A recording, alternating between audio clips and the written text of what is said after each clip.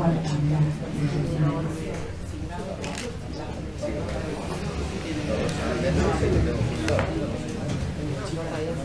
Bueno, ahora sí.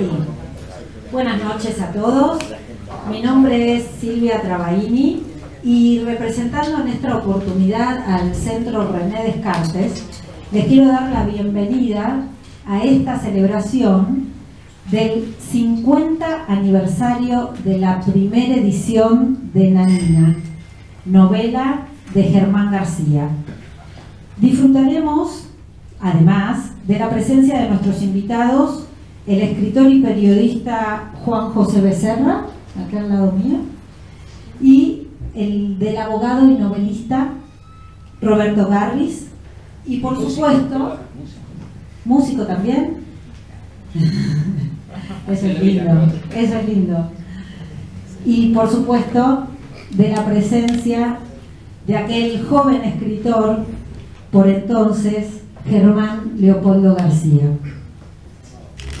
Me entusiasma decir que, como esas cosas exquisitas a las que el paso del tiempo cimienta y atesora en su valor, Nanina fue editada en 1968 por la editorial de Jorge Álvarez, en ese momento, prohibida el mismo año por el gobierno de Onganía, bajo el artículo 128, me decía recién Germán, ofensa a la moral de la sociedad, para que resurgiera vigente nuevamente en las librerías por una nueva edición del Fondo de la Cultura Económica, pero esta vez acompañada por el emotivo prólogo de Ricardo Piglia. Este acontecimiento ha hecho posible que otras generaciones de lectores podamos descubrir el enigma, el encanto, la historia y el relato escrito para siempre de los caminos de Nanina. Su vuelta, las vueltas en la memoria, en los valores y en cada uno de los lugares. Y así ir sintiendo con la lectura el tiempo en la novela, la vida entera en cada párrafo y la muerte presente y encarnada en sus personajes de pueblo. Los invito entonces a compartir esta nueva presentación y a celebrar luego con una copa, como corresponde, el que esta obra literaria se encuentre entre aquellas a las que la sensibilidad, el talento, el gusto, la curiosidad y por supuesto los años han transformado lentamente en relatos de culto. Nanina del 68 es ahora y para siempre un libro clásico. Y para estar a la altura de esta jerarquía, le voy a ceder la palabra a Sofía Ortiz, quien ha sido encargada de organizar este evento. A todos por estar acá, espero que lo disfruten, seguro que va a estar bueno. Eso de que yo soy la responsable, después les dejo mi mail, así cualquier queja que tengan ya saben a quién dirigirse. Pensamos este evento, bueno, con una mesa de invitados, pero previamente para un poco ponernos en tema, entrar un poco en el espíritu del libro, invitamos a algunas personas para que hagan una breve lectura y un comentario de Nanina. Y después pasamos a la mesa. Comenzamos con Maxi Fabi, que es de la casa, tenemos algunas personas de la casa. Te paso el... A ver.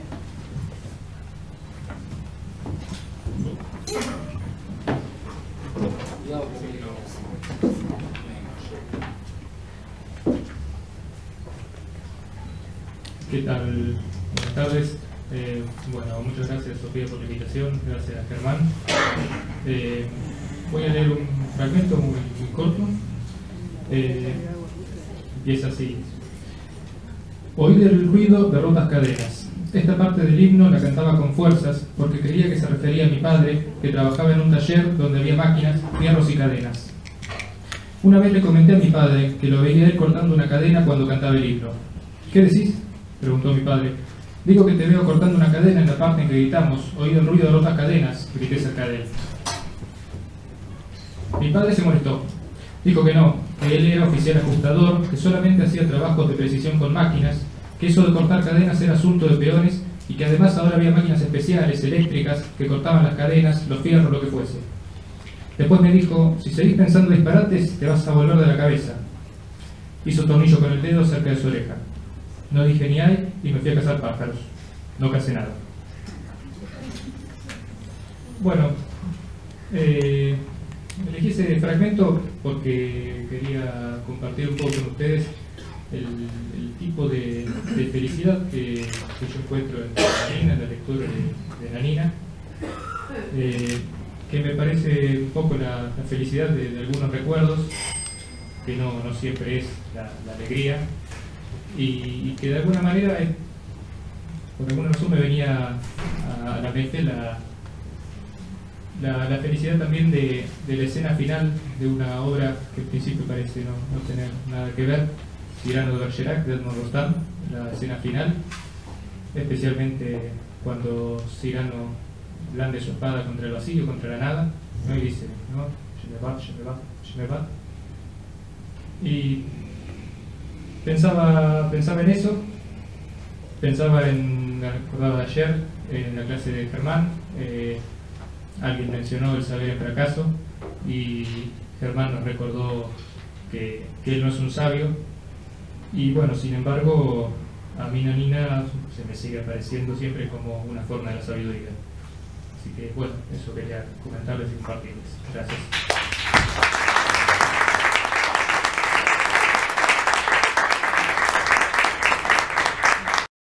Un amante de las letras, un hombre muy erudito. Y seguimos ahora con Andrea Buscaldi, que es psicoanalista y bueno, también alguien que se ocupa de la publicación de breves, que bueno, calculo que recibirán todos polilistas. Es la responsable y también escribe. Buenas noches. Invitada a la celebración de los 50 años de Nanina, para hacer un breve comentario, se me plantean una serie de disyuntivas. Resumo. Escribir estrictamente sobre esa novela, excluyendo la obra del autor. La celebración es extensiva a la persona del autor. La persona del autor es macedonio en la escritura en objeto, donde queda bien claro que la grafía es la bio y no al revés. Es decir, se trata de palabras. Titulé Economía a un comentario realizado dentro de las llamadas resonancias de Miserere. Economía es el modo singular en que Hamlet apunta contra las nupcias de su madre recién viuda. Según como se mire, un chiste o un modo de ser cómico en la tragedia, escribe el narrador anciano de la novela. Con economía me refería a que Miserere es un buen ejemplo de economía narrativa, con una vieja consigna: menos es más. Pero más allá de la economía, lo que me interesaba destacar es que Miserere es la trama de las palabras más que de los hechos.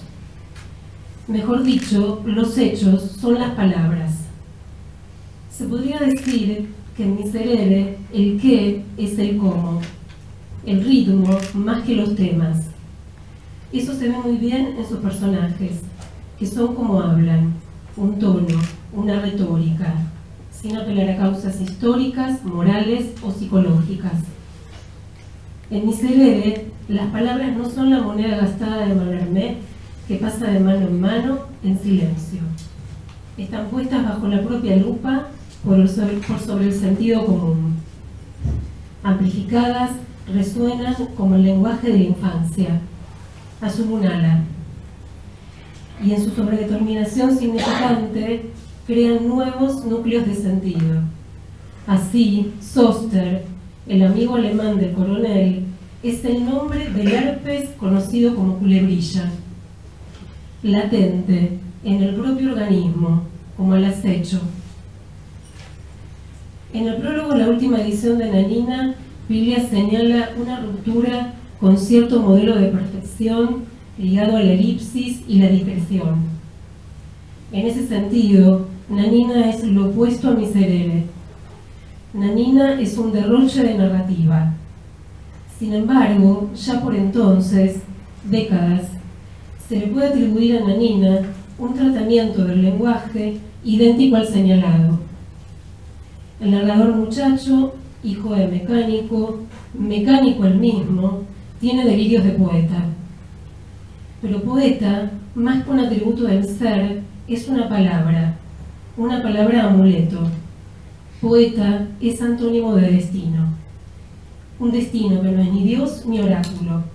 Destino es una voz gramatical pasiva o una oración unimembre, como quien dice llueve. El hijo loco se escapa a la ciudad con sus compañeros de ruta a los libros.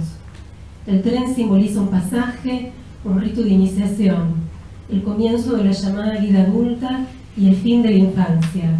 Es el lugar inventado al que siempre se puede recurrir. Nanina es nuestro Moby Dick, con sus bares cual barcos balleneros. Piglia Dixit. A partir de Miserere, todo viaje es viaje de vuelta. Todo viaje es su relato. Para Piglia, literatura y psicoanálisis son el arte de la narración. La metáfora alude a la hija de Joyce. Allí, donde usted nada, ella se ahoga. El arte consiste en mantenerse a flote en el mar del lenguaje.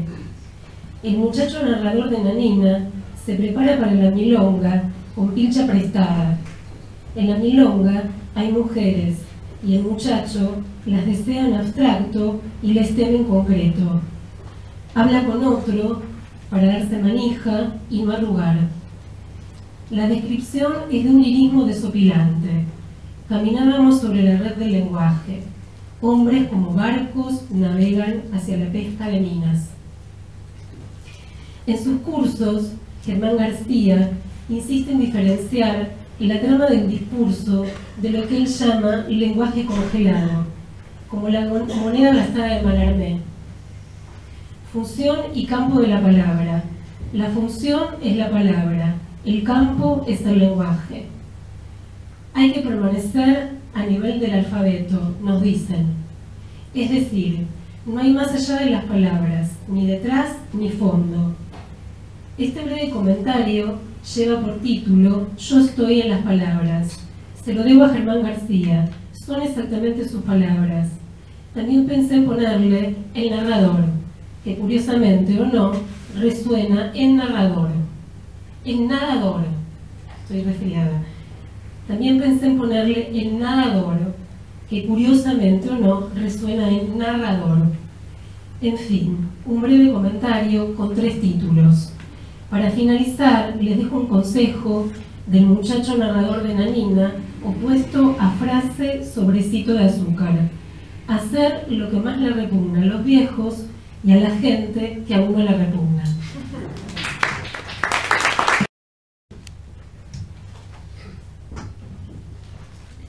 Yo elegí un párrafo simplemente por su sensibilidad. Y dice así, casi al final de la novela. He vuelto de los viajes borrados en pleno campo sobre las vías destartaladas. Estoy este domingo mirando hacia un costado de la pieza a través del vitral. El ondular de la ropa tendida en el pasillo. Las figuras de la ropa se mezclan con las de mi memoria y voy levantando una sonrisa. En mi casa había un almanaque con sonrisas anchas de 2 gauchos con brillosas alpargatas Rueda y Luna. Yo quiero una sonrisa así de ancha y hasta que no la logre, mi vida no tendrá sentido, al menos un sentido de sonrisa ancha. De tanto levantar esta sonrisa, mi boca cede, se estira, hasta que soy boca y hablo con los amigos. Ella, mientras se quema, con el borde de la sartén o destapa una botella, no espera mi risa.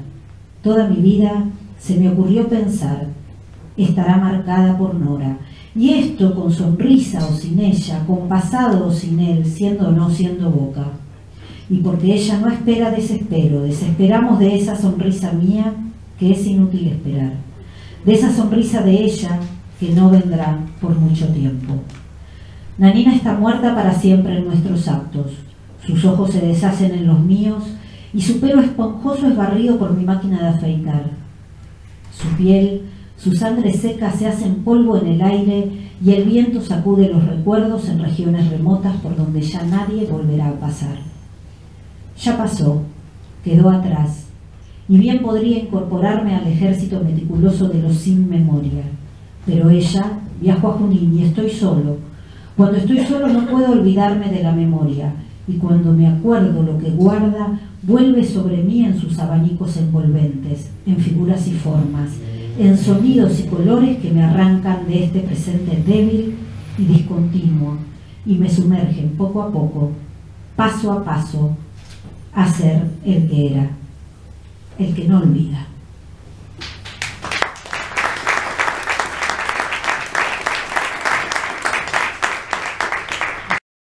Ella es escritora, lectora, licenciada en Letras de la UBA, docente e investigadora. Ha publicado Cuadribio Cuentos, La Línea del Horizonte, La Escritura Libre de Locación, en Sostiene Tabuki, Ensayos Críticos, Irrupción de Macedonio Fernández en la Teoría y la Crítica de los años 60, Problemas del Lenguaje y la Comunicación, y en los últimos años se ha dedicado a la investigación y producción de microficciones y haikus. Ha publicado De Mayor a Menor, que está acá en esta librería, y ha participado de diversas antologías. Buenas noches. Antes de empezar a leer este libro que nos marcó en los 60s, nos hizo esconderlo, nos hizo nombrar a mascotas o a personas con ese nombre que hoy da ternura, Nanina, y nos hizo establecer una diferencia. En ese momento era un libro raro, atrevido, de algún modo después fue prohibido por todo esto, pero lo que nos convocó me parece que es a un pensar distinto, a pensar que las palabras, ese nombrar, a veces favorece la situación de fugarse o de estar en un movimiento continuo que no cesa. Y esta novela, que hoy deviene en un clásico, que en ese momento fue una movida extraña, porque hasta era atrevida, se encabalga en una situación de flotar, como una tabla de salvación de la que habla Piglia en el prólogo. Eso es la literatura, pero esta tabla surcó un oleaje a lo largo de 2 siglos, novela del siglo XX y novela del siglo XXI. Entonces, en ese sentido me parece que no la nombraría como un clásico, sino como algo que se va moviendo, que se fuga y que a la vez está en el lenguaje.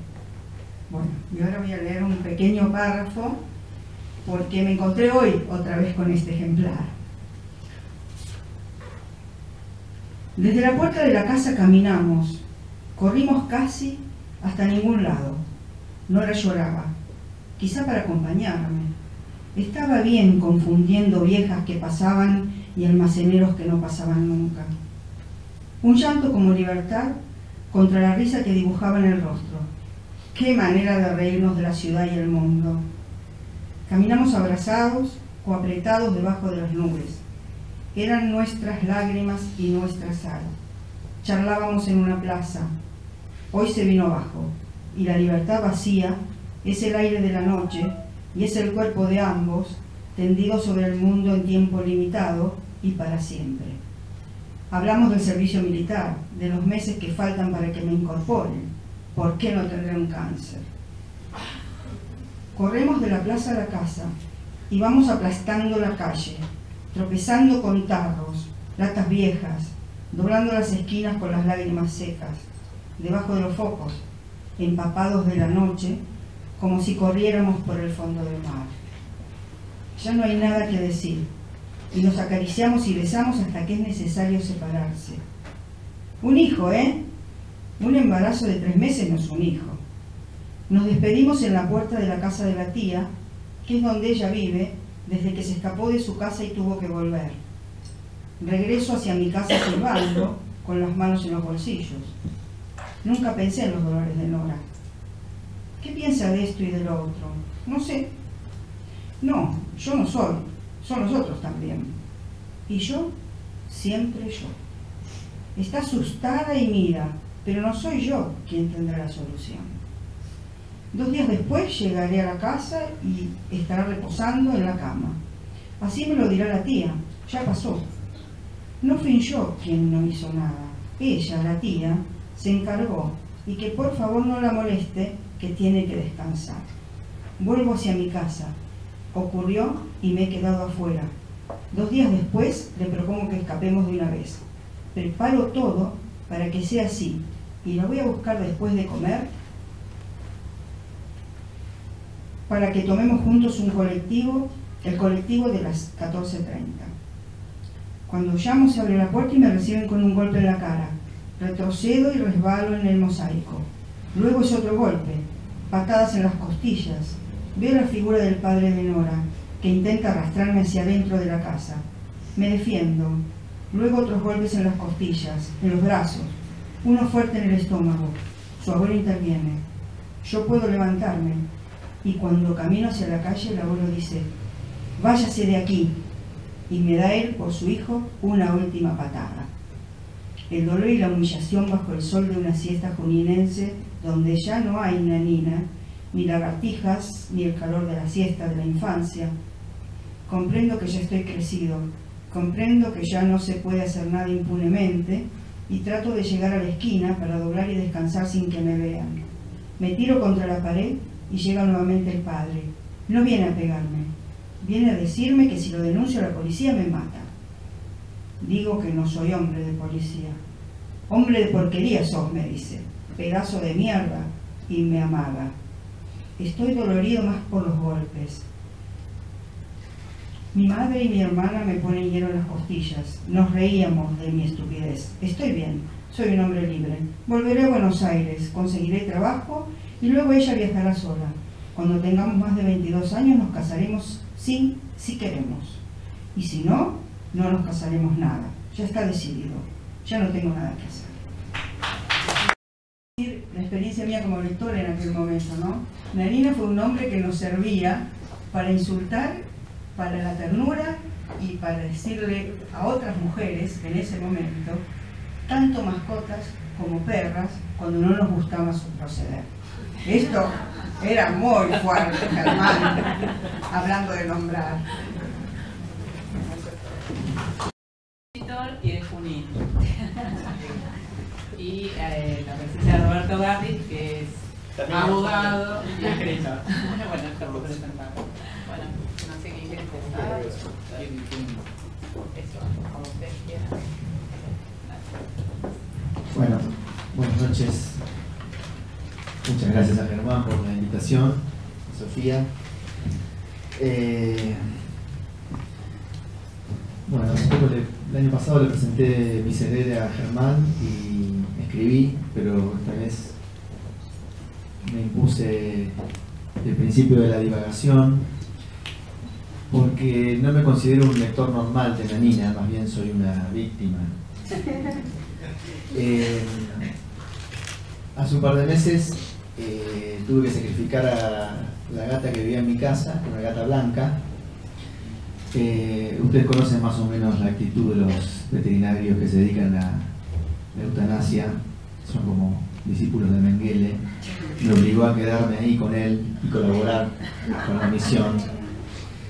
Y en esos días, los días previos sobre todo, donde yo tenía que darle casa a la gata que estaba enferma en un rincón, pensé mucho en el libro de Germán y me di cuenta, la verdad que una vez más, hasta qué punto uno vive en los libros que lee.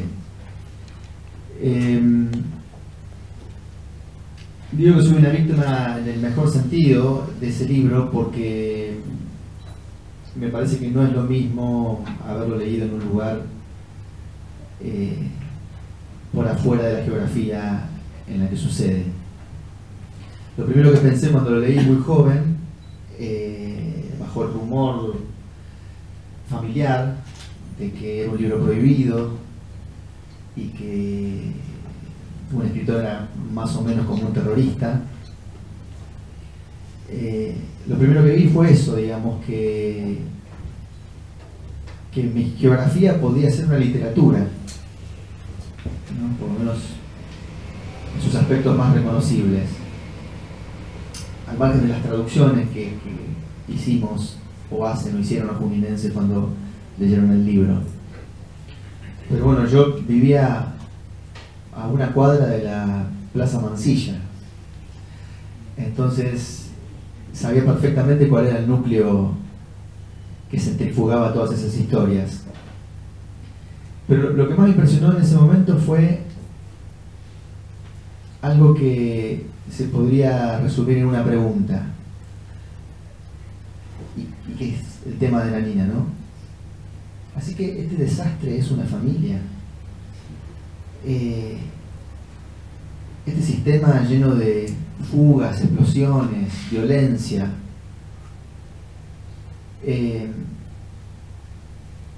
eso me impresionó mucho porque, digamos, si ven lo que estaba haciendo en ese momento yo era experimentar de una manera bastante modesta la lectura de una novela, no dejaba de asociar los hechos del libro con los del ambiente, por decirlo de alguna manera.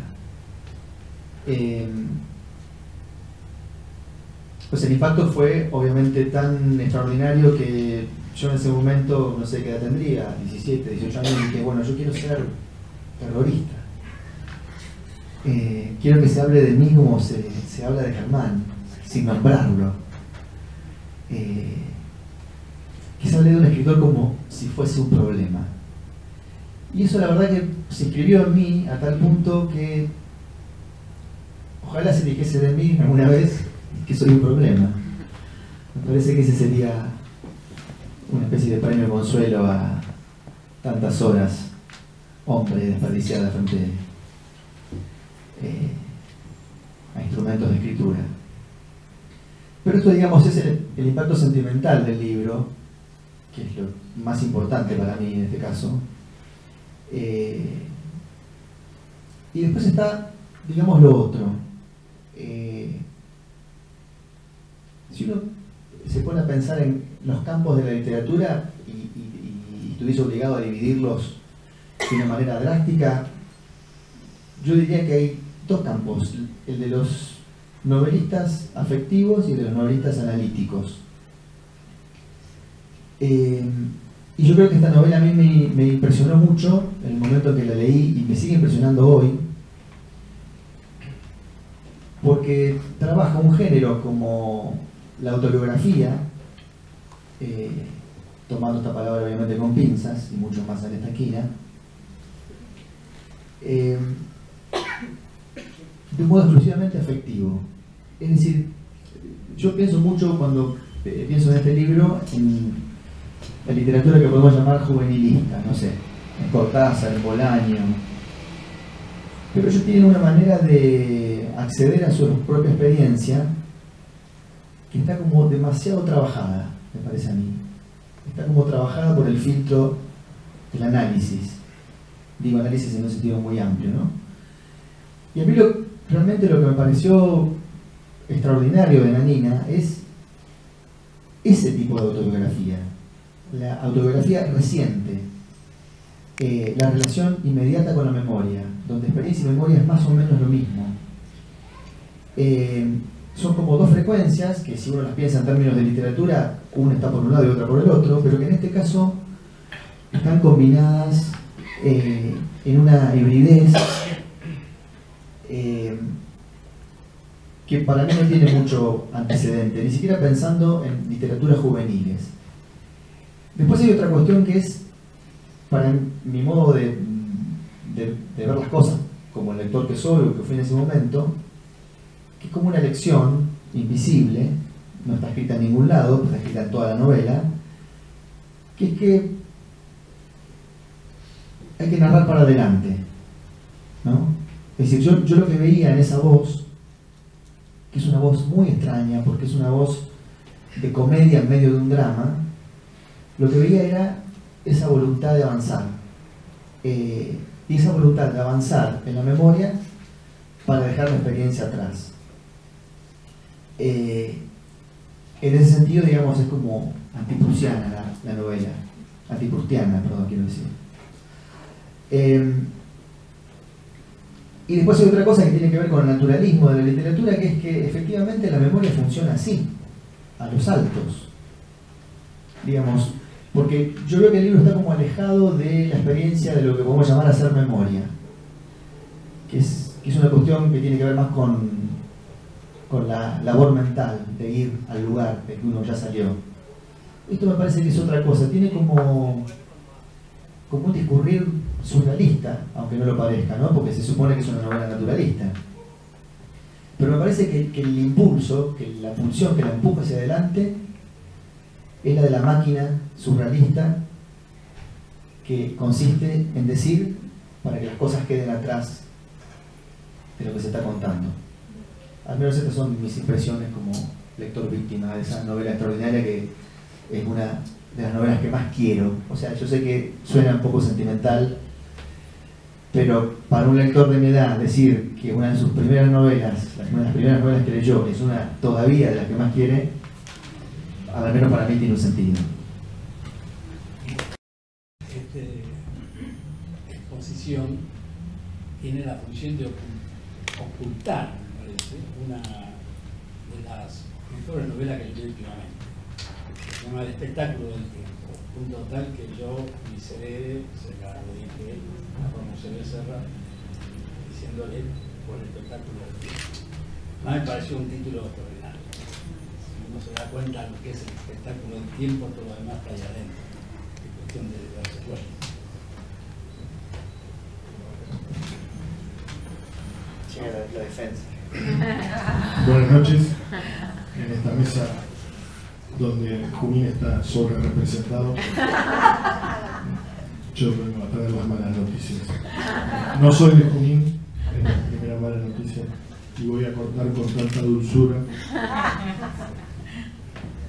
Bueno, hay dos frases de la novela que a mí me quedaron, que realmente me declaro incapaz para ponerlas en algún lado de mi exposición, así que se las dejo a ustedes para que las vayan poniendo donde les parezca. Son dos frases que están en la novela. Una es: todo me estaba permitido, y la otra es como si lo que no conduce a la sumisión de alguna manera mágica, legal, condujera a la cárcel. Lo voy a repetir: es como si lo que no conduce a la sumisión de alguna manera mágica, legal, condujera a la cárcel. Ustedes sabrán después dónde la pueden ir incluyendo a medida que escuchen lo que preparé, escribí para decir. Bueno, introducción. 1. Yo le pongo números así porque la última vez que estuve acá vi que Martín Cohen, hablando del PICD, ponía números y para que lo que yo escribí tenga algo de Cohen, porque sí, muy Cohen, le pone números. Bueno, 1. Quiero agradecer la invitación para intervenir en este homenaje por los 50 años de la publicación de la sensacional novela de Germán García Nanina. La novela, publicada en 1968, produjo un verdadero revuelo en el panorama literario. Según las crónicas de la época, agotó 4 ediciones en un mes, tuvo las críticas más elogiosas que yo haya leído para una ópera prima en los medios más importantes del país y en otros tantos del exterior. Como ejemplo, los invito a leer los pósters, hay uno por allá y otros que tienen unos extractos muy pequeños de las críticas, que realmente las críticas son fueron extraordinarias en su momento. Las críticas se pueden encontrar también con parte de la acusación, la defensa y la sentencia del proceso que se le llevó a Nanina en el libro que se llama justamente Proceso a Nanina, que es una recopilación de Daniel Ortiz, publicada en 1969 en ediciones LH. Bueno, en medio de esa euforia por la salida de la novela y las ventas, fue secuestrada de las librerías por orden judicial en una causa iniciada por denuncia del fiscal Guillermo de la Riestra por la infracción al artículo 128 del Código Penal, que perseguía a los responsables de publicaciones obscenas. Ese proceso terminó con una sentencia del juez en lo correccional, doctor Edmundo San Martino, que condenó a García a la pena de 1 año de prisión en suspenso. A la vez, inscribía a Nanina en una lista que comparte con El Cantar de los Cantares, El Lazarillo de Tormes, La Celestina, Madame Bovary, Las Flores del Mal, Ulises y otros tantísimos libros censurados a lo largo de la historia. 2. Dada mi condición de abogado, presumo que fui invitado a esta celebración para analizar, dicho esto en la acepción gratuita de la palabra analizar, la resolución judicial que hoy es parte inseparable de la historia de Nanina y por lo que se verá del propio Germán García. 3. Corresponde entonces, para meternos de lleno en el tema, definir qué se considera, o mejor, qué se consideraba obsceno en 1968. El artículo 128 del Código Penal, hoy derogado, se limitaba a describir las conductas el que publicare, fabricare o reprodujere. Luego enumeraba libros, escritos, imágenes u objetos a los que calificaba simplemente obscenos. Y finalmente detallaba el destino, con el propósito de difundirlos o exponerlos al público. La jurisprudencia se encargó de aclarar. La obscenidad de una obra se determina colocándose en el plano del hombre medio normal, es decir, al margen de la inmoral predisposición de algunas personas, de la jurisprudencia de la Cámara Comercial, de la Cámara Criminal, de la amorosa mentalidad de una normal respecto del sexo, de las exigencias éticas de un escrupuloso hipersensible y aún de lo que solo puede resultar peligroso para la mentalidad de niños y adolescentes, porque el bien tutelado es el pudor público medio y no el sentimiento individual de pudor. En otro fallo del año 1964, el pudor colectivo a los efectos del delito de obscenidad se debe estimar no con un criterio medio abstracto, sino en concreta relación con los conceptos normales que configuran en una época y lugar determinados el ámbito de intimidad sexual. Se requiere entonces una ofensa que ataque la sensibilidad promedio de la población. No consideraremos la impoluta calidad moral que pudiera imponer un sacerdote del Opus Dei, ni tampoco tendremos como referencia la abyecta predisposición que surgiera de un sacerdote del Opus Dei. Ahora pensemos en 1968, en el Germán García del Póster. Gobierna el general Juan Carlos Onganía, que lleva adelante la denominada Revolución Argentina. Se inicia una cruzada en favor de la moral y las buenas costumbres, con la creación de la correspondiente brigada de moralidad. Se controla el largo de las faldas y de las cabelleras masculinas, se allanan hoteles de alojamiento, en ese momento amuebladas, en busca de adúlteros, y se persigue a los homosexuales, en aquella época invertidos, y se ejerce una fortísima censura en todos los frentes. Todo esto hoy nos resulta casi inverosímil ante algunos cambios. Digo cambios y no necesariamente avances, porque tengo para mí que la censura no se mueve de una manera unívoca. Basta pensar en películas como Último Tango en París o muchas de las del dúo de Jorge Porcel y Alberto Olmedo, que por distintos motivos serían difíciles de concebir en la actualidad, así como sería impensable una revista como la recordada Libre, que se publicaba en los primeros años del retorno democrático. 4. Pero estamos en 1968. Hechas estas consideraciones, ¿es obscena Nanina? La acusación y la sentencia se niegan a transcribir las partes que consideran que infringen el artículo 128 citado. En lugar de ello, simplemente subrayan un ejemplar que se supone se encontraba en el juzgado. Por lo tanto, no hay ninguna mención literal a esas eventuales expresiones o escenas que resultaron ofensivas. Desde el punto de vista de la técnica jurídico-procesal, esa falta de determinación de una parte medular de la acusación podría haber acarreado la nulidad del proceso. Es como si en una causa donde se investiga un homicidio no se describiera la autopsia o el arma homicida. Nos vemos obligados entonces a subsanar esa omisión del juzgado enumerando de la manera más decorosa posible las alusiones que pudieron haber escandalizado al señor fiscal y al señor juez intervinientes. Existen 10 menciones a lo largo del libro a la palabra que se utiliza para referirse a aquello que se aprecia en el ojo ajeno mientras no se advierte la vida en el propio. A ello se suman 3 repeticiones de la palabra masturbación, 15 menciones al órgano sexual masculino en la forma más coloquial de nombrarlo, 6 veces aparece la palabra que es definida como cubierta que protege los moluscos, 5 veces se habla de los senos femeninos en su sinónimo más utilizado, 3 de esas veces se los nombra en diminutivo, 6 veces se lee culo, un personaje sueña con Yolanda desnuda, otra se baja la bombacha. Hay 3 menciones e invertidos, 6 referencias a lo que los españoles dicen por agarrar, 5 veces se dice la palabra sexo, 4 menstruación, 2 símenes, un clítoris. Y otras expresiones dudosas, como, ahora leo textual, forro del bolsillo, quien mal anda mal acaba, el niño quedaba en el portal y era recogido por un rico, recogiéndole la ropa y más vale pájaro en mano. 5. A esta altura ya tenemos los elementos necesarios para dictar sentencia. Conocemos el marco legal, revisamos algo de la moral de la época y enumeramos objetivamente la prueba, que no es otra que las supuestas obscenidades que el distinguido señor fiscal, doctor de la Riestra, nos subrayó. A ver, no sé si quiere decir algunas últimas palabras antes de la sentencia. Sí, muy bien. Con esos elementos el juez consideró. Lo que voy a leer ahora es la sentencia del juez, o sea, comillas y empiezo a leer, ¿no? Es una gracia, no debería ser.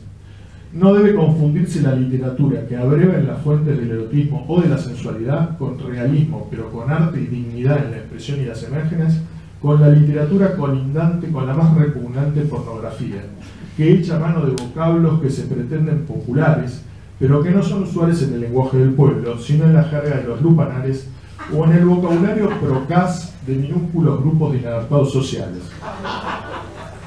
Se desconoce y se ofende al pueblo cuando se le imputa esa perversión en el lenguaje, que es reflejo siempre de perversiones y que arraiga en hondas taras psíquicas y morales. Es inexacto que los más grandes genios de la literatura, Dante, Cervantes, Shakespeare, etc., hayan caído en licencias pornográficas u obscenas. Esto es lo que dice la defensa. Había manifestado, bueno, también Dante, Cervantes, Shakespeare tuvieron escenas de ese tipo. Bueno, él dice que es inexacto. Las imágenes o expresiones de crudo realismo que hallamos en sus obras, expresadas en lenguaje directo, son como un ligero e imperceptible contraste de sombras en la diafanidad de una prosa de belleza y dignidad deslumbrantes. Lejos de afearlas o de disminuir su jerarquía, la destacan y exaltan. Pero qué distinta es la prosa y las imágenes de algunos autores nacionales y extranjeros, hábilmente promovidos por los traficantes de la literatura que buscan fama y dinero en la procacidad del lenguaje y en el impacto que produce en determinados lectores la exhibición de una sexualidad sin frenos ni valor. Cuando nos hallamos ante un verdadero proceso gramatical de imágenes y palabras obscenas, pornográficas o impúdicas que no se justifican con el argumento de que reflejan fielmente la vida de privaciones, de miseria y de orfandad moral del protagonista, que en este caso de Nanina es el propio autor, es lógico deducir que esa técnica oculta desaprensivos fines de promoción literaria y desviaciones que caen en el campo de la patología criminal. Si hubiera establecimientos de reeducación psíquica y moral a cargo de especialistas capacitados, esos escritores que por atentar contra el alma son más peligrosos que los que atentan contra la dignidad física del prójimo, deberían ser recluidos en esos establecimientos. No importa que la crítica ligera o complaciente aplauda esos engendros de inteligencia y espíritus deformes. Hasta aquí viene haciendo referencias generales. A partir de ahora se mete con la novela. Es evidente que Nanina es una osada obra de lenguaje impúdico, de incoherente contextura y de exhibición de escenas reñidas con el más elemental decoro. El protagonista no tiene ubicación precisa en el tiempo, ni en la geografía, tan pronto es un niño como un adolescente. Está en Junín, en Rawson, en Buenos Aires, sin transición, sin etapas intermedias, sin un proceso lógico de cambio y de transformación. Por puro afán de ser original, de espantar al lector equilibrado simplemente por incorregible incoherencia mental. Esa técnica es frecuente en la simulación del talento. La obra carece de una sólida arquitectura argumental y es en general un sucio canto al desamor filial y al sexo animal e indiscriminado. No tiene tampoco pretensión de protesta social ni de mensaje. El protagonista es un testigo impávido del infortunio... Silencio, no me haga desalojarlo así. El protagonista es un testigo impávido del infortunio que lo rodea. La novela no está ni siquiera justificada por la rebeldía que despierta la injusticia que se siente en carne propia o los males de la sociedad en que se convive. Esta valoración de la obra por el jugador, fuera de la común, en un fallo judicial, sigo leyendo, es textual, es citando, exacto, es necesaria, ya que la falta de auténticos méritos literarios y de injustificado sentido social de rebeldía contribuye a destacar con mayor crudeza la obscenidad reiterada y machacona que aparece en cada momento de su contexto. Esas notorias deficiencias ayudan a tener en consideración a ese aspecto, estrictamente jurídico, que las pone de relieve. No se pueden transcribir en esta sentencia los largos párrafos subrayados en la obra que dan fundamento a la resolución condenatoria. son demasiado coincidentes e irreproducibles. La doctrina y jurisprudencia es uniforme en cuanto a que solo se requiere el dolo genérico de que la publicación calificada de obscena hiere el pudor medio de los lectores. Dejo desde ya sentado que para aplicar la penalidad que a mi juicio corresponde a los procesados García y Lecouna, que era el editor, así como la condicionalidad de la condena, tenga en cuenta la falta de antecedentes de ambos, la poca edad y consiguiente falta de experiencia de García, así como el deseo del suscripto de que este fallo sea como un toque de atención para este joven. Por favor, silencio por favor. Que si en realidad siente vocación literaria, verifique y vuelque sus esfuerzos a otra clase de literatura, o sea, la que puede darle brillo y nombre honroso. 1. Luego de esta pequeña introducción, quiero dar comienzo a mi intervención titulada Elogio del Dr. Edmundo San Martino. 2. Se cumplieron el 27 de julio del 2018 49 años de la sentencia que condenó a Germán García a la pena de 1 año de prisión en suspenso por el delito que se tipificaba en el artículo 128 del Código Penal de la Nación. ¿Qué fecha tiene? El 27 de julio se cumplieron 49 años de la sentencia. Dada mi condición de cotraductor de historietas como Asterix, Lucky Luke, presumo que fui invitado a esta celebración para intentar traducir la resolución que hoy es parte inseparable de la historia de Nanina y por lo que se da del propio Germán García. 3. Sería fácil para mí enumerar la cantidad de expresiones obscenas que determinaron la condena de los imputados en esa causa, sobre todo considerando la existencia de la función de copiar y pegar. No voy a caer en simplificaciones, porque lo que me propongo es analizar cómo la sentencia condenatoria es innovadora. El señor juez sabe que está cruzando un límite, expandiendo las fronteras del derecho y lo reconoce. Dice, esta valoración de la obra del juzgador fuera de lo común en un fallo judicial es necesaria. Y condena a la obra por obscena. Pero es que el derecho no le deja otra alternativa. Veamos que respecto a la obscenidad propiamente dicha, no es mucho lo que tiene para decir. Es una osada obra de lenguaje impúdico, de incoherente contextura y de exhibición de escenas reñidas con el más elemental decoro. Más adelante agrega lo del sucio canto al desamor filial y al sexo animal indiscriminado. Pero, ¿le resulta esto ofensivo? ¿Siente que ataca el pudor de la época? No lo dice, no lo sabemos. Porque se distrae considerando que los elementos cuestionados no están inscritos en medio de una prosa de belleza y dignidad deslumbrante. Traduzco, el problema no son los pasajes supuestamente obscenos, sino el resto, la falta de compensación. En pocas palabras, no le gustó la novela. Le pareció incoherente, desordenada. El protagonista es joven, es niño, va de acá para allá, aparece en Junín, en Buenos Aires. ¿Qué es esto? Ni siquiera es un reclamo social. Ahora lo cito, la novela no está ni siquiera justificada por la rebeldía que despierta la injusticia que se siente en carne propia o los males de la sociedad en que se convive.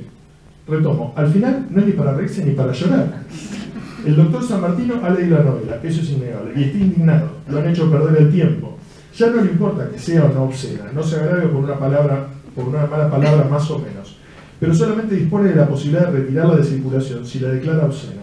El derecho aplicable no le deja otra opción, y dicta el fallo condenatorio. 4. Llega el momento de las confesiones. ¿Quién alguna vez no se ha indignado leyendo una novela que suponía una pérdida de tiempo? ¿Quién no ha dicho en su intimidad mientras leía, deberían prohibir esta autor? O mejor, deberían meterlo preso? ¿No hemos pensado como San Martino que deberían existir establecimientos de reeducación psíquica a cargo de especialistas capacitados para algunos escritores? Es evidente que el doctor San Martino cometió un error con Nanina. Como tantos censores se han equivocado con grandes obras y paradójicamente en algunos casos nos han abierto los ojos y han despertado el interés por ellas. Pero no por eso deberíamos desentendernos de la importancia de un tribunal que nos facilita lecturas y descarta las de menor valor. Tal vez no sea San Martino el más idóneo para esa función, pero imagino a Borges y a Bioy Casares a cargo de sendos juzgados encargados de impartir justicia, conversando sobre autores y sus obras, como en esos pasajes que transcribe Bioy en su libro Borges. ¿Serían ellos más benignos que nuestro elogiado? 5. Lo cierto es que en su condena el doctor Edmundo San Martino expresa el deseo de que el fallo sea como un toque de atención para este joven, para que si en realidad siente vocación literaria, vuelque sus esfuerzos a otra clase de literatura, o sea, la que pueda darle brillo y nombre honroso. 49 años después de esta premonición, Germán García ha publicado otras 7 novelas: Cancha Rayada, La Vía Regia, Perdido, Parte de la Fuga, La Fortuna, Miserere. Todas ellas con excelente repercusión de público y crítica. Ha fundado, dirigido y participado en una docena de revistas literarias, entre las que se destacan La Mítica Literal y El Invisible de la década. Ha recibido premios y distinciones de todo tipo. Entre otros, obtuvo la beca Guggenheim, otorgada por la Guggenheim Foundation de Nueva York. Es doctor honoris causa por la Universidad Nacional de Córdoba. Recibió la distinción de personalidad destacada de la cultura de Buenos Aires, la de visitante distinguido otorgada por la Municipalidad de San Salvador de Jujuy. Fue declarado ciudadano ilustre y visitante distinguido de la ciudad de San Miguel de Tucumán. En el año 2011 fue el encargado de pronunciar el discurso inaugural de la Feria del Libro de la ciudad de Buenos Aires. No ha vuelto a ser condenado por ningún tribunal por sus obras literarias. Es uno de los autores más prestigiosos del país y, si se me permite una nota personal, es también el más generoso. Tiene hoy de sobra ese brillo y nombre honroso que le auguró el doctor San Martín, que, como se demuestra, tan equivocado no estaba.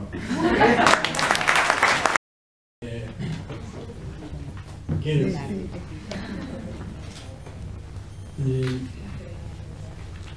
Ustedes saben que de San Martín, yo fui a ver a Bernardo Beiderman, que era un conocido abogado, que sé yo cuánto, que tenía un estudio muy lujoso, a mí me impresionó, y unas empleadas jóvenes en pleno esplendor de falda, etc. Claro, que también impresionaba, como San Martín no mira, ¿no? Entonces, él me dio un speech sobre cómo estaba perdido todo estos tipos pobrecitos. Y me explicó la censura de más o menos desde Egipto hasta la actualidad. Y yo salí totalmente así con una cosa sacando el pecho, diciendo, primer carne que encuentre de un sofá. Estaba claro que yo era un ciudadano que había sido agarrado por una mafia que tenía el poder. Bueno, efectivamente, Beiderman fue y hizo una defensa, yo lo tenía por ahí. Después se fue a vivir a Israel y me mandó una carta porque él había perdido los papeles, yo los tenía, yo no los tenía en ningún lado. Y entonces, cuando llegó el momento, había un solo problema que no tuvo Beiderman en cuenta. ¿Qué era el problema? El apellido. La defensa, los otros que atacaban dijeron que puede ser que para cualquiera eso no fuera nada, y viva la base, pero para personas de otra religión, pero para personas de nuestra religión, y se acabó. Son 2000 y pico de años de religión versus una torrente de 21 o 22. Bueno, y el tipo le quitó al otro, en vez de argumentarle la cosa, dijo, bueno, que él era alta región, que él entendía que Beiderman no entendiera la barbaridad que yo estaba haciendo. Pero él sí la entendía perfectamente y la gente como él la entendía. Y así terminó el cuento. Logramos que en vez de ser 2 años, doctor, se equivocó, te digo 1 año de prisión de suspenso, no, 2 años. Y gracias a que esta cosa volvió reducida a 1 año en vez de 2, ¿no? La cuestión. Y ese año demencial, todo se lo debemos a Onganía, Dios lo tenga en el cielo. Porque, por ejemplo, prohibió Bomarzo, que estaban dando en el Colón de Mujica al aire. Yo nunca pensé, ¿qué es lo que prohibió? No sé qué prohibió, pero fue prohibido, Bomarzo. Después te daba el lujo de que vos estés prohibido junto con Sade, Henry Miller y no me acuerdo qué otros, también todos prohibidos. Se dedicaron a prohibir todo. Ahora, hay que entender la trama de las complicidades. No son los militares, son las señoras religiosas. Los que iban a romper las bolas ahí a estos tipos eran unas reuniones de madres de la moral, madres de no sé qué, que iban ahí a joderlos con el asunto de que se estaba corrompiendo la Argentina. Entonces los tipos se ponían en acción, no era una cosa espontánea, no tenían un montón de trabajadores leyendo libros, no tenían un carajo. Pero si iban un montón de señoras, si a usted le parece que puede estar esto en la calle y esto otro, y esas malas palabras que yo había gritado, seguro que se las subrayaron en las tiendas estas. Dijeron, mira, acá dice esto, acá, y esto lo nombra 7 veces. Parece que eran muchas. Bueno, así que era una cosa divertida. Pero vayamos a esto. El tipo que ataca se declara de izquierda. Se declara que yo no tengo rebelión contra la sociedad. Si yo me hubiera puesto Che Guevara, pasaba el libro. Bueno, tenía todas esas maldades, pero tenía un consentimiento de Latinoamérica, etc. O sea, que es medio extraño cómo es un país tan oportunista, que un tipo puede darse vuelta así, como la banda de Moebius, de acá, darse vuelta en el aire y terminar defendiendo una cosa que no defendería jamás. Eso que él dice, la rebelión de los jóvenes, etcétera, etcétera. No sé si usted está de acuerdo, si no. No, yo creo que en el caso de que... Me falta formación. No, en el caso de que le diría, y además tiene esto, o sea, no se justifica porque no tiene la crítica social. Si tuviera la crítica social, diría, y además quiere cambiar las costumbres de nuestro pueblo y de nuestras tradiciones, que yo, incluyendo una crítica social con cosas que no pasan en la Argentina. O sea, sería por las dos. Si yo tuviera que tener una discusión, digamos, con él, yo lo apoyaría, pero con el argumento de que, por ejemplo, si hay que condenar a Becerra y Garris, sí. Bueno, en Becerra hay muchas novelas condenables, pero bueno, el espectáculo del tiempo yo creo que es más condenable, ¿no? Lo que pasa es que está escrita de manera más elegante. Ese pasó más o menos. La gente estaba preocupada por otras cosas, que se juzgar gente, encontrar guita escondida. Y Garris ironiza de manera tal que destruye la estructura legal del país. Porque todo es un chiste. No, usted... no, justamente no. Al revés. Yo rescato la sentencia. Yo rescato la sentencia. Pero no queda muy claro. En definitiva me parece que nos hizo un bien. Nos hizo un bien. Puede ser. Porque caminó su carrera. Después, hay otra cosa que es interesante. Si ustedes quieren entender rápidamente una cosa, ustedes hacen la pavada esa que sé yo y pasan de las páginas de la cultura a las páginas policiales sin que ningún amigo de la cultura se dé cuenta y se haga con unas banderas a defender, porque el país tiene problemas graves para meterse a defender esa mudanza. Se aprende muchas cosas indirectas, no las que directas, que son personas un poco extrañas del mundo judicial, ¿no? Y otra contradicción de la banda esta es que yo tenía un hijo recién nacido y entonces un amigo mío que tenía una novia que no sé qué lo tenía, porque él era, no sé, era menor de edad, no sé, pero bueno. Entonces me dice que necesitaba que alguien la avalara. Entonces yo me presentaba con mi niño en brazos y me decía que no avalaba, no sé. Necesitaba 3 meses, 4 meses, porque había una costumbre de que tenía que cubrirse y si no tenía que estar en un lugar internado, que es una cosa de delitos femeninos menores, no sé. Bueno, entonces yo fui a ver. Entonces yo entraba a ser acusado por una puerta, no muchas veces, 2 o 3. Y entraba ahí a hacer la defensa de que te quería por la otra. Y vos sabés que entre ellos no se conocían, era extraordinario. Porque yo hice un speech al tipo, no, porque bueno, la piba está en un solidario, la familia está toda separada, todas esas cosas que se dicen. Y entonces es un riesgo para mí, pero firmamos. Y el tipo me felicitó. Me dijo que hacían falta pocas así jóvenes como yo, que se preocupaban por la salud sexual de las adolescentes, ¿no? ¿Qué tal? Todo eso en el mismo tiempo, en el mismo aparato jurídico, ¿no? Es muy curioso, ¿no? Me parece a mí. Pero yo te decía que yo le agradezco todo esto, pero a mí me parece que hay varias cosas. Yo no me pondría a hacer que esas cosas difíciles, como dicen, a defender lo mismo que eso, ¿no? Pero Atacalo. sí, también eso lo he hecho a veces. Pero para mí la falla es esta. Yo entendía que todo esa, vos lo dijiste para mí parece, que todo eso había una ironía bastante grosa. Entonces se iba de un tono sentimental a veces, como de ese cuando se habla de la mujer y todo, ¿no? Un tono sentimental se iba a ironías crueles o maldades, la muerte del abuelo, por ejemplo, esas cosas, ¿no?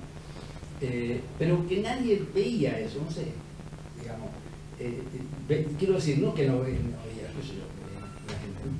Pero que no se tomaba en cuenta si eso estaba bien o estaba mal, o cierto gusto por la descripción de cosas minúsculas, que yo después encontré, disculpen la falta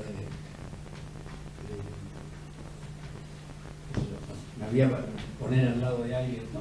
Pero lo que hacía Rodríguez, el decir, tomar una cosa y describirla como fuera un caracol, como si fuera una pequeña cosa perdida en el mundo sin conexión con nada. ¿Qué sé yo? Y de eso no creo que haya muchas cosas. Las críticas literarias, se puede decir acá, como escritores que pueden hablar, las críticas literarias no hacen crítica literaria, hacen juicios de gusto, ¿no? Les gusta una cosa que vos hacés y la manejan, no les gusta por cualquier razón y lo atacan, pero las razones nunca se explicitan. No puedes discutir con un crítico literario, puedes hacer una máquina de anularlo a él para que utilizar la anulación que hizo él. ¿Qué piensan de eso? Me parece que nosotros tenemos también un problema propio, aparte de los problemas morales de ustedes. No, lo que pienso es cómo, digamos, eso que decís vos, lo que te reprocha San Martín, te falta rebeldía, que por supuesto es lo que le falta al libro, por eso lo reprocha, estaba en el ambiente en ese momento, y yo creo que fue crucial para el tipo de lectura que tuvo ese libro, ¿no? La rebeldía podría verse por el lado no de, digamos, de la política o de lo social, sino la rebeldía individual, la ruptura con la familia, digamos, eso. Sí, la influencia norteamericana. Pero claro, digo, es para mí la lectura de época tiene que haber influido para el sentido que tuvo la novela en ese momento, y que no tiene nada que ver con sus méritos literarios. Claro. Pero no pasa siempre eso. Sí, se puede poner en la línea de que yo era lector de Henry Miller, que lo ha, claro, sí. Todo la gente esta, ¿no? Que era el gusto por la primera persona, el gusto por descolocar la continuidad, O sea, nadie lo vio, me parece a mí, por las cosas que yo leí, de las críticas del libro, nadie lo consideró una comedia. Para mí es una comedia. Sí. Sí. Bueno, negra por momentos, pero... A ver, ¿usted qué dice? Ahora ya no como abogado defensor de la patria, sino como escritor. No, considero que las críticas son leídas todas juntas. En general hablan de una novela de ruptura, no la escriben en una época, inclusive en su misma época, ¿no? La toman como una novela de ruptura, como una rareza, como una aparición fulgurante, ¿no? Como una cosa no... Si bien la maquinaria de la novela no la toma como una cosa ajena, pero vistas todas las críticas juntas son muy impresionantes, porque todos están de acuerdo en... Cada una le consagra, digamos, le descubren cosas distintas. Estoy de acuerdo que son en general críticas de opinión, como son las que se leen habitualmente, pero también le encuentran elementos de ruptura para la época, y le encuentran y hay cierta perplejidad. Ninguna, digamos, ninguna condena a la obscenidad o ese tipo de cosas, pero sí les parece fuerte a los críticos en general, digamos, ¿no? O sea, haciendo así un repaso sobre todo. Algunos lo dicen en forma más directa, otros menos. Pero no veo que ellos que en esa época se haya inscrito, digamos, en la tradición de otros escritores de afuera, si bien algunos a Miller sí lo ponen y probablemente a Kerouac también en algunas de las críticas. ¿A quién? ¿A Kerouac? Sí. Acá vos sí, en Argentina. No, lo ponen para hablar de la novela, los usan para hablar de la novela, pero encuentran que es una novela, para ellos es una novela extraña, ¿no? En la crítica, no sé si vos leíste eso realmente. Sí, no, y después hay otro tema que es totalmente paraliterario, que es el de la precocidad. Sí, eso siempre se festeja. Sí. ¿Cómo puede ser que un pibe Sí. de 20 años escriba una novela de 300 páginas? Digamos, es raro porque lo que se considera ahí es el valor de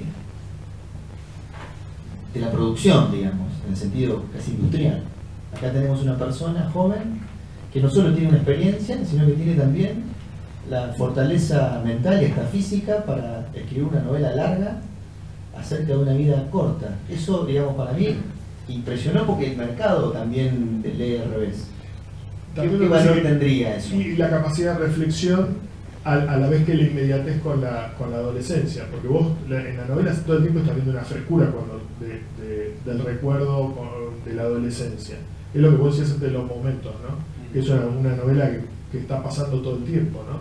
Vos estás leyendo y está pasando todo el tiempo, por más que se hable del tiempo en el que se hable. Y a eso se le suma la capacidad reflexiva hay determinada, digamos, hay muchos pasajes donde hay cierta amargura, digamos, ¿no? En el relato.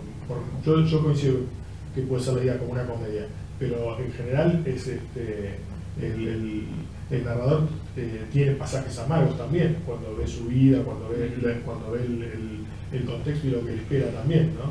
Entonces me parece que esa capacidad reflexiva, digamos, la amargura en general llega más tarde, ¿no? Sí, es cierto. Yo lo que veo en realidad es la salida del drama. Es decir, el escenario es el drama. La comedia es el vehículo para salir. Por eso, para mí, es una novela de salida, ¿no? Que es el movimiento, es el único movimiento, es ese. Sí, estoy de acuerdo. No discutiría con dos juninenses, además. Pensarlo. Pero somos de diferentes generaciones. Pero es más o menos. Nina ha cambiado mucho.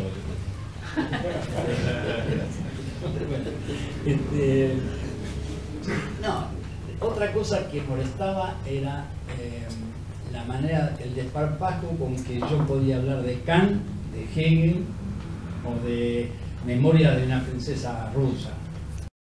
Escolar, pero ¿por qué no pones las cosas del chico malo acá y acá la del chico bueno que quiere saber filosofía? No podés mezclar todo. No podés meter a que Schopenhauer va leyendo Qué leche que tenés, Patricio, que era un libro pornográfico uruguayo que no tenía firma, que circulaba. Entonces, eso también era, ¿por qué había ese parpajo con la cultura, qué sé yo, y este de dónde salía? Había algo de, ¿y este de dónde salió? Incluso para los chicos que se esforzaban por hacer cuentos como Edgar Poe y todo eso, yo siempre con pila, yo en realidad de eso, del hecho de que, viste, hubo uno que en una mesa así leyó un cuento que había hecho y los otros lo destrozaron, como era la costumbre. Y entonces, no, pero está mal eso, además la estructura, que sé cuánto. Y como había una ciencia, sobre todo del cuento, que era un cuento que había contado Poe, la matemática del cuento, ¿no? Entonces, ¿vos sabés que el tipo se suicidó? Nunca se puede decir por qué se mataron, digamos. Pero en ese caso se merece. O sea, pero en ese caso el tipo, porque, no sé, era medio melancólico y de paso, como todos le empezaron a hinchar la pelota y se fue diciendo nunca ser un escritor, porque se jugaban la vida por un cuento. Y Abelardo Castillo para abajo, que era el tipo que el cuento. Entonces, yo escuchaba esas cosas, como yo leía Henry Miller, Gombrowicz, entonces digo, pero No, porque el final lo arruina, viejo. Ese final, tiralo. Yo decía, pero si el final no va, le sacás el final y listo, ¿cuál es el problema? Para mí el final era nada, era lo que, el lugar donde vos ponías el punto. No era una ciencia a la cual vos accedías escribiendo, ¿no? Pero vos sabés que los tipos tenían esa cosa. Venía de, y defendían a Roberto Ar, pero Roberto Ar decía cualquier disparate. ¿No? Los comienzos de Roberto Ar, lindos, digamos, con fuerza, pero no era un tipo que fuera a hacer, qué sé yo, ¿no? Es una cosa más bien francesa y norteamericana, ¿no? Yo soy jurinense. ¿Vos qué pensás? ¿Qué te gusta ahora? No, en realidad a mí me gustaría ahora entrar en el terreno del chisme. Porque, primero, nunca supe cómo escribiste esa novela, ni dónde, ni cuánto tardaste, qué efecto, qué tipo de negatividad causó en tu ambiente, porque alguna envidia, seguro, de los escritores jóvenes habrás recibido por la espalda, por una puñalada, por el frente, ¿no? O sea, quiero saber qué pasó, digamos. Y además también eso de convertirse en celebridad literaria de un día para el otro. Eso es un fenómeno que ya no se va a dar nunca más. Con el última persona que se dio fue con vos. Eso, yo soy alguien que siempre hago amistades cualquiera, por cualquier lado, como sea. Entonces yo estaba en una librería y iba Bernardo Cordo. Sí, claro. Entonces sacó una novela que se llamaba Vencedores y Vencidos, que era una frase que, no sé, uno de los militares que dijo no hay ni vencedor ni vencido. No, digo, todavía está meterse bomba. Bueno, entonces, y hizo una novela así, progresista, digamos. Y yo me digo, ¿por qué me pregunté por qué escribe estas novelas así sobre cosas inmediatas, políticas, etcétera, etcétera? Entonces le empecé a decir cosas, entonces me dijo, al final se hinchó, yo estaba molestándolo, yo un tipo grande, yo era un periodista. Y le digo, pero vos escribís, ¿qué haces? No sé, yo escribo. Mostrame algo. Entonces yo tenía un amigo que tenía una máquina portátil, porque no tenía todo el mundo. La máquina portátil era una cosa mucho más útil a esa generación que las máquinas formidables que le dicen a la gente lo que tiene que hacer, todo ya preparado, ¿no? Con unas palabritas de tragedia, todo limpio. Bueno, entonces, me lo pasó en limpio. Me puso en limpio, bueno, fuimos ordenando. Yo tenía cantidad de papel, yo escribía siempre. Podía escribir 5 horas seguidas, pero sin ninguna finalidad, no es que iba a publicar otro día. Y me juntaba con gente del mundo literario, que eran gente que también andaban ahí gagueando a ver dónde podían publicar un cuento, las revistas literarias, todas esas cosas. Entonces le llevé a Cordón. Cuando Cordón me dijo, pasabas toda la semana, pero de pronto nos pasó como 15 días, 20, digo, este es viejo, se cambió, le parece una porquería, lo tiró y chao. No. Entonces un día aparece por ahí. Digo, ¿y Cordón? ¿Qué pasó con el manuscrito? ¿No? Se lo dejé no me acuerdo el nombre del tipo ahora, en Jorge Álvarez. Entonces, yo no sabía quién era en ese momento. El personaje que decidía esa cosa era, junto con Plinio Lugone, Juan Bolso. Y entonces me dijo, llama ahí. Yo llamé y me citaron. Entonces justo estaba Walsh haciendo una cosa de la nueva narrativa argentina, que era Aníbal Ford, sí, claro, Zumbosa. Aníbal Ford era Piglia, era un tipo que se llamaba Frete, que después se fue a vivir en Venezuela, no sé por dónde, que había publicado un libro de cuentos, que tenía la contratapa justamente de Mujica Araña. No era un tipo del palo de los que andaban por ahí. Y salieron esos 4 libros juntos, y me primera plana que decía la nueva narrativa argentina. Ese fue el primer paso. De ahí no sé cómo le gustó a Alberto Custé. Alberto Custé y dijo que era una novela formidable, que Henry Miller necesitó 40 años para escribir eso. Uy, decir eso, es como si pintaran una patinando, ¿no sé? Y entonces ya me hicieron la cosa de tal manera que la primera edición se vendió en una semana.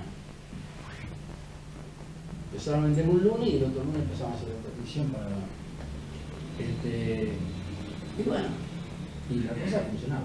Y por supuesto había todo tipo de cosas raras. Por ejemplo, yo me había convertido en tal tipo insoportable, hijo de puta, que había 3 o 4 desgraciados, esos que escribían cuentos animados, que habían visto una chica, yo le contaba a una señorita, que iba en el subte, y entonces aparecí yo por un costado con un libro mío a la mano, y me la quise chamullar, como diciendo, era como fuera un pasaporte, bueno, mirá la tapa y vamos. Entonces, yo me indignaba, pero ¿cómo que vas a hacer? Te vas a indignar con la ciudad de Buenos Aires, te vas a mentir en todos lados. Entonces, un día, digo, ¿pero qué es eso de que yo estaba seguro, y que ella como prueba tenía la dedicatoria que yo le puse, pero no la podían ver porque ella la había arrancado. Escuchá, no, pero a mí le faltaba un pedazo de la primera hoja porque ella había tirado la dedicatoria. O sea que era una prueba que no tenía presencia, era su ausencia. Bueno. Entonces, un día la veo esta con uno de sus tipos indignado por hablar de aprovechar así las cosas. Entonces yo me acerco y digo, ¿nosotros nos conocemos? No me parece, digo. Bueno, yo no sé qué. Y nosotros se dejaban dicha la hora. Pero entraba al bar y todo decía, mira este hijo. Vendió 4 libras de mierda. Después, cuando la prohibieron, decían que yo le había hecho prohibir para venderla. ¿Qué vas a decir? No. Tengo un chisme. Por favor. Un chisme. Sí, por favor. No conozco tampoco a Junín. Se nota. Pero estudiaba en el año 67 con alguien de Junín, con Jauregui Berry. Y este señor Jauregui Berry, con el cual yo estudiaba, para terminar la carrera lo más rápido posible, a medida que íbamos estudiando tocaba el saxo. Entonces, pero él tenía una gran virtud, que hacía muy bien los apuntes. Entonces yo me enganchaba con los apuntes y pasaba toda la estrella, porque yo lo que quería era salir lo más rápido posible. Y aquí que un día viene un señor con un capítulo de un libro.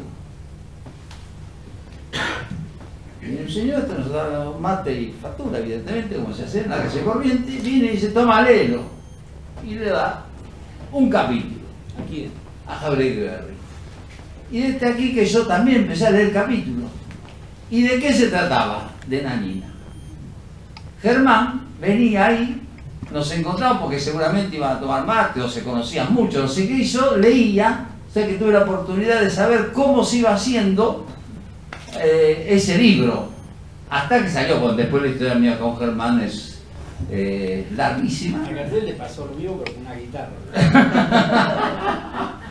Así fue como, puedo decir que leí un chisme de cómo, no sé, cómo encontré, o sea, lo leí 3 veces, digamos, por capítulo, después cuando salió la primera vez y ahora, no era la última edición, digamos.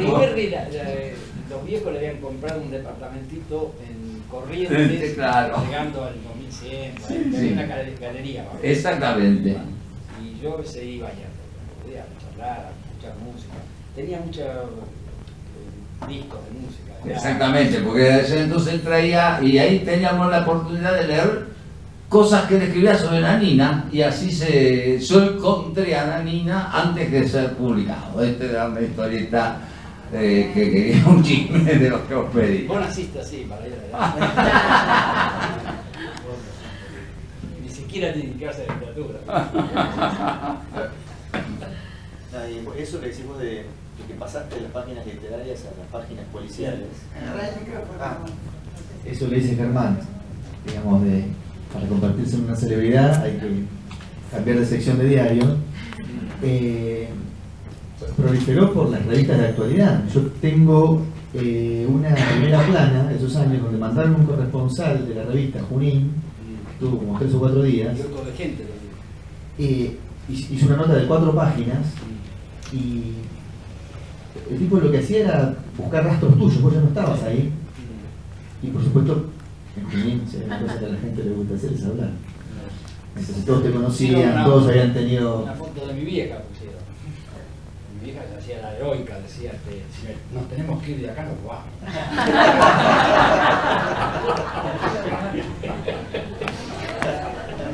Pero ya se habían ido ustedes, ¿no? Sí, yo me había ido. Y después donde yo me iba, se iban los otros. Mi viejo no estaba mal, no había muerto. ¿Y tu vieja qué te dijo del libro? Mi vieja le parecía, claro, era como todas las madres, que si yo me iba bien, que estaba bien. Y si me va mal, que me joda. Para hacer cosas que no hay que hacer. Me estaban de San Martino. ¿No está por ahí?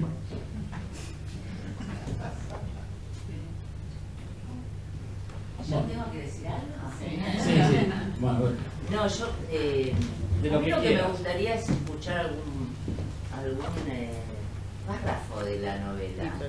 Es más, estoy dispuesta a leerlo. Ah, ya leyeron todo. Pero sería un gusto. No. Sí. A ver, ¿qué párrafo tenemos? Si es para... ¿Para qué? No sé, yo no voy a leer así, lo lamento, mi confianza en el otro no llega tanto. Voy a buscar un párrafo que a mí me guste. Bueno, buscar. Bueno. Pero tiene que ser un párrafo que de alguna manera elogie al autor. Bueno, no sé. Puedo leer uno porque Pablo decía que encabalgaba el siglo XX y siglo XXI, ¿no? La novela. Y las jóvenes del ¿Quién siglo... decía eso? Ana, Pablo. Ah, sí. Y efectivamente, quien transcribió la novela para ser republicada eran jóvenes del siglo XXI, mujeres, que no dejaban de sonrojarse por la novela que estaban escribiendo. No sé si todos la leyeron, que fue censurada por San Martín. ¿Puedo leer la 94? No sé. Ah, bueno. ¿Sí? No, después se le quitó una. Dice, se juega al doctor. Se hacen hornos para cocinar camotes. Se hacen pajas para impresionar a las pibas. ¿Y eso qué es? ¿No es que vos querés provocar a este... No, todos leyeron párrafos así como shakespearianos, así con buena prosa. ¿Pero qué y... leyeron? Porque no voy a Claro, hablar unas de lo mismo cosas que se leyó. divinas, amorosas, Pero se leyó el final. No. ¿Qué El final? final es lo más glorioso. El final es No, el final me gusta a mí también. Ah, Un pueblo de... El final. Bueno, se perdieron todas las pajas que...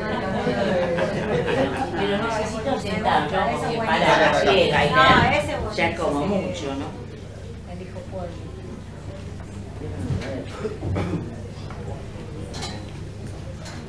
Psicoanalista, escritora argentina. Impresionante. Bueno,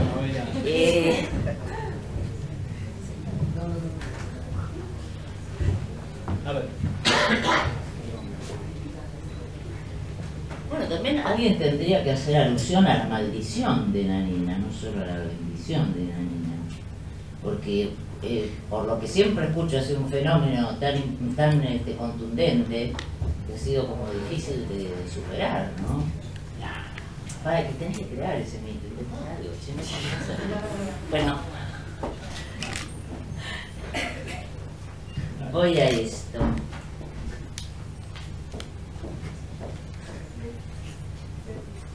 No, pues es una novela de un gran lirismo, tiene párrafos de un gran lirismo, pero digamos, no solo son esas cuestiones que a veces...